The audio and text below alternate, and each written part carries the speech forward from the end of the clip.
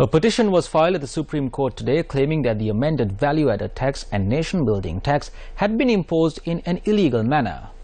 Petition filed by the National Freedom Front cites a number of respondents, including the Minister of Finance. The tax net has been broadened and the tax percentage has been increased.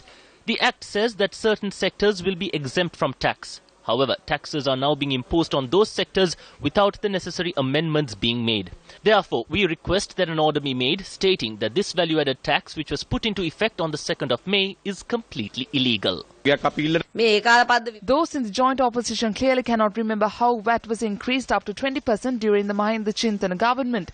However, they lament from morning till night about how the 11% VAT has been increased to 15%. This government of good governance took steps to reduce the prices of essential goods. VAT has not been imposed on any of the essential goods.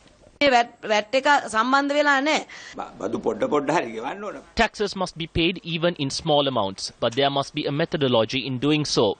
The rich must be identified and squeezed. If the government cannot do this, revolutionary steps must be taken. Now they need to investigate how tens of millions of rupees were spent on the meeting held in Kirulapana.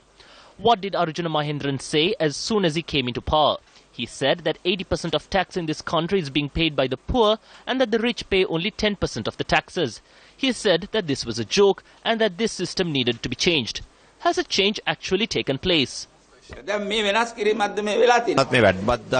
VAT had to be increased as a result of the global economic crisis, the decrease in state revenue, and the need to sustain other essential activities. Only 4 to 6% of this country's population pays direct taxes. Everything else comes from indirect taxes.